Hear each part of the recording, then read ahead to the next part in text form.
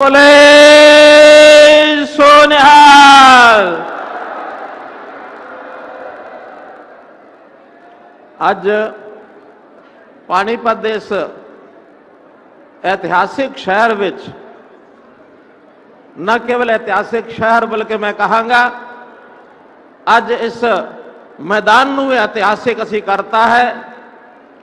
मैं अपनी गल ਕਰਨ ਤੋਂ ਪਹਿਲਾਂ एक गल तुहाडे नाल साझा करना चाहना हाँ कि क्यों ना इस मैदान का नाम असी गुरु साहब गुरु तेग बहादुर जी के नाम से रख दईए कि यह मैदान श्री गुरु तेग बहादुर जी का एक समागम स्थल इस तरह कहलावेगा।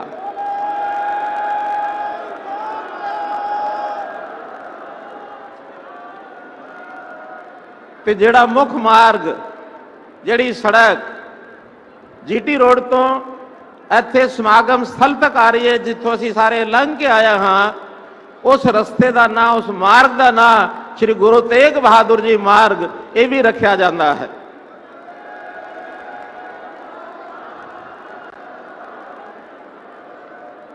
पानीपत एक ऐतिहासिक स्थान है। अज का दिहाड़ा भी असीं कह सकते हैं कि ऐतिहासिक दिहाड़ा हो गया है। पानीपत ये वो शहर है जिथे प्रथम पातशाही गुरु नानक देव जी 1507 तो लैके 1515 तक दो बारी इत्थे पहली और दूसरी उदासी वेले उन्हां दा इत्थे आगमन होया ते उन्हां दे आगमन के कारण ही इत्थों दी साध संगत ने इत्थे पहली पातशाही गुरुद्वारा ये भी स्थापित किया है। इस करके ये स्थान अपने आप ऐतिहासिक है। असीं जानते हैं कि देश की उस वेले गुलामी की जिहड़ी अवस्था सीगी, उस गुलामी तो दूर करने वास्ते देश को आज़ाद करने वास्ते बहुत सारिया लड़ाइयां हुई और एक लड़ाई सन 1761 पानीपत का जिहड़ा तीसरा युद्ध किया जाता है, जिहड़ा मराठियां ते मुगलों दे विच होया सी। कुछ लोग कहते कि मुगलों की हार मराठियां की हार हुई, लेकिन मैं कहना कि उस लड़ाई दे विच मराठा का बहुत बड़ा योगदान ये सी कि मुगलों को इत्थे रोक लिया गया और अगे देश दे विच जिहड़ा उन्हां दा आक्रमण हमला जारी सी उसनूं रोकण दा काम अगर किसी ने किया तो वो मराठियां ने किया सी। इस करके अज जिहड़ा ये स्थान है ये स्थान भी ऐतिहासिक है, ये दिन भी ऐतिहासिक है। भाइयों बंधुओं, ये उत्तर भारत ये गुरुओं की धरती है, ये महापुरुषों की धरती है। हम देखते हैं सारा, चाहे पंजाब है, चाहे हिमाचल है, उत्तराखंड है, हरियाणा है, दिल्ली है, उत्तर प्रदेश है, राजस्थान है, ये सारा इलाका गुरुओं की धरती कहलाता है। गुरुओं ने यहाँ भ्रमण किया, महापुरुषों की धरती कहलाती है। हमने हरियाणा सरकार में एक योजना बनाई है कि संत महापुरुष विचार प्रसार योजना के संतों के महापुरुषों के विचारों को उनको प्रसार किया जाए। तो जब भी कोई ऐसे विलक्षण किसी संत महापुरुष के जन्मदिन आते हैं, उनकी शताब्दियां आती हैं, अर्ध शताब्दियां आती हैं। हमने देखा होगा कि श्री गुरु नानक देव जी का 550 साला प्रकाश उत्सव वो भी हमने हरियाणा में मनाया। हमने देखा श्री गुरु गोविंद सिंह जी का 350 साला प्रकाश उत्सव वो भी हमने धूमधाम से हरियाणा में मनाया। कोई कार्यक्रम सिरसा में हुआ तो कोई यमुनानगर में हुआ तो कोई करनाल में हुआ। हम और भी संत महापुरुष, चाहे गुरु रविदास जी हैं, महर्षि वाल्मीकि हैं, संत कबीर हैं, इनके भी जयंतियां सरकारी तौर पर हम मनाते हैं। हम चाहते हैं कि संतों के महापुरुषों के जो विचार हैं वो जन जन तक पहुंचने चाहिए, उनके जीवन की प्रेरणा ये हम सबको मिलनी चाहिए। आखिर तो इनके कारण से ही हमारे देश में समाज जो इनके गुण हैं उन गुणों को धारण करता है। एक निर्मल आचार विचार, एक सत्यता, अहिंसा, एक शाश्वत सिद्धांत, ये सारे जीवन में आने चाहिए। त्याग और समर्पण और कुर्बानी का भाव, ये कुर्बानी का भाव भी जिन संतों ने महापुरुषों ने हमारे सामने रखा है, और वही आज हम श्री गुरु तेग बहादुर जी का जो उदाहरण ले रहे हैं, कुर्बानी, शहादत, इससे बड़ा कोई उदाहरण ये हो नहीं सकता है। इसलिए गुरु तेग बहादुर जी के आज के विचारों से मैं ये समझता हूं कि उनकी स्मृतियां उनको सहजने के लिए हम संकल्पबद्ध हैं। गुरु नानक देव जी से लेकर के गुरु तेग बहादुर जी से होते हुए गुरु गोविंद सिंह जी और उनके साहबजादे, ये सारी श्रृंखला ऐसी है जिन्होंने समाज को जागृत करने के लिए अपने जीवन के त्याग के माध्यम से, ज्ञान के माध्यम से जो प्रकाश फैलाया है, उस प्रकाश को आज हम याद कर रहे हैं। विश्व इतिहास में चाहे धर्म हो, संस्कृति हो, चाहे बलिदान की बात हो, प्राणों में आहुति देने में गुरु तेग बहादुर जी का जो अद्वितीय स्थान है, उनको हम अपना नतमस्तक होते हैं। उनकी शिक्षाएं ये हमारे लिए प्रेरणा के स्रोत हैं। हमारी जो पहचान है देश की, वो देश की पहचान इन्हीं कारणों से है। भारत की पहचान, हिंदुस्तान की पहचान अगर बरकरार है तो इस प्रकार के जो हमारे गुरुओं के योगदान हैं उसी में से है। और जब देश गुलाम था, मैं अगर सिख गुरुओं की बात करूं, गुरु नानक देव जी की यात्रा 1469 में ननकाना साहब से शुरू होती थी। आज ननकाना साहब जिसका वो जो स्थान है, देश के विभाजन के बाद वो पाकिस्तान में चला गया, लेकिन हमारी आस्था आज भी ननकाना साहब के प्रति उतनी ही है। और फिर वो यात्रा बढ़ते बढ़ते और दशम पातशाही गुरु गोविंद सिंह जी का जब वो यात्रा पूरी की उन्होंने, और वो नांदेड़ में 9 अक्टूबर 1708 को ये दशम पातशाही की यात्रा यहां पूरी होती है। लेकिन गुरु साहब ने उस समय कहा कि अब आगे देश स्वरूप गुरु नहीं रहेगा, बल्कि अब गुरु स्वरूप श्री गुरु ग्रंथ साहब जी, उनको ही हम गुरु मानेंगे।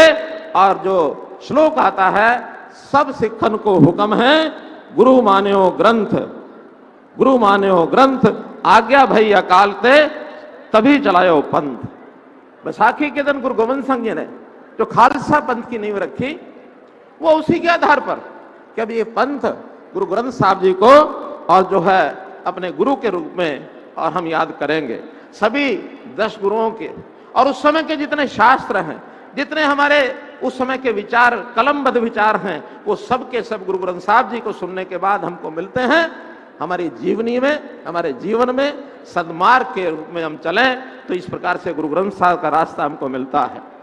गुरु गोविंद सिंह जी ने आगे जो काम किया, आखिरी अत्याचार उस समय समाप्त नहीं हुए थे, तो उन्होंने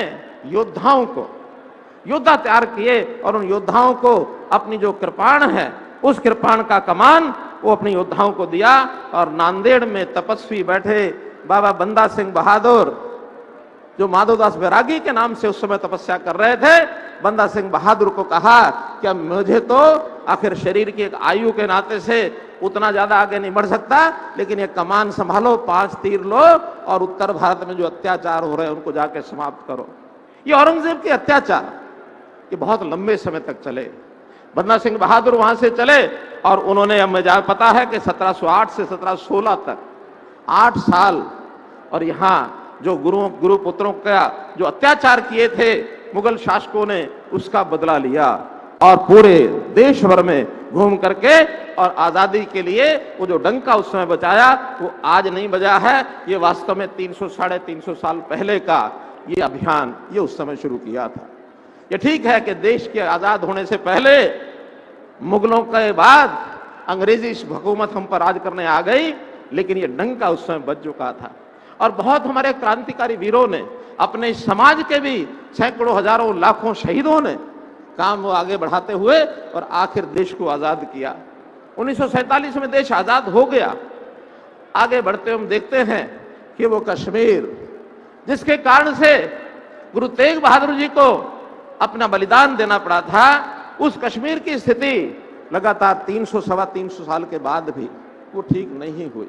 और हम देख रहे हैं कि वहां के कश्मीरी पंडितों के ऊपर अत्याचार अभी भी होते रहे हैं। ये तो उजागर किया अभी हमारे जो कश्मीर फाइल्स फिल्म जो देखी हमने, उसके अंदर उन सब अत्याचारों का वर्णन है।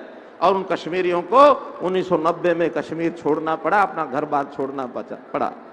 वहां के जो कानून थे, उन कानूनों में एक 370 का जो धारा थी, उसको समाप्त करने की आवाज जब समय से उठ रही है। श्यामा प्रसाद मुखर्जी ने आवाज उठाई कि एक प्रधान, एक निशान और एक विधान, ये लागू होना चाहिए, जो अभी तक लागू नहीं था कश्मीर में। कश्मीर हमारे से अलग बनी रही, लेकिन मैं आभारी हूं, मैं धन्यवाद करता हूं देश के वर्तमान प्रधानमंत्री श्री नरेंद्र मोदी जी का, कि जिनके सदप्रयत्नों से बिना किसी नुकसान के, बिना किसी बहुत बड़े विरोध के और 370 धारा को समाप्त कर दिया। मैं आज मानता हूं कि कश्मीर, जिसकी आवाज कश्मीरी हिंदियों ने गुरु तेग बहादुर जी के सामने उठाई थी, वो जब बात उस समय शुरू हुई थी, आज निश्चित रूप से कश्मीर भारत का अभिन्न अंग बनेगा और वहां के हिंदुओं की किसी प्रकार की जो दुविधा है वो समाप्त होगी और निश्चित रूप से ये काम जो पूरा होगा, इस नाते से हम लोग आगे बढ़ रहे हैं। भाइयों बहनों, अभी देश की आजादी का ये अमृत महोत्सव चल रहा है और इस 75 साल के बाद ये जो कार्यक्रम है आज हम कर रहे हैं 400 साला अमृत महोत्सव, ये 400 साला जो प्रकाश उत्सव है ये भी उसी का एक हिस्सा है और उस हिस्से के नाते से आज हमको ये संकल्प लेना है कि गुरु तेग बहादुर जी ने जो बलिदान दिया था, उस बलिदान के कारण से इस देश के युवकों को, इस देश की जनता में जो उत्साह, जो जोश, जो स्फूर्ति आई थी, उसको आज हमको बनाकर रखना है और आज बनाकर रखेंगे तो आज देश के लिए शायद मरने की जरूरत तो अब नहीं है, देश आजाद है, लेकिन देश के लिए जीने की, स्वाभिमान से जीने की, कभी इस देश का कोई ना बिगाड़ सके कुछ, ये आवश्यकता आज भी है और आज भी हमको प्रेरणा उसी प्रकार से मिलती रहेगी। अगर हम गुरु तेग बहादुर जी का देखते हैं, उनका जन्म अप्रैल 1621 में हुआ।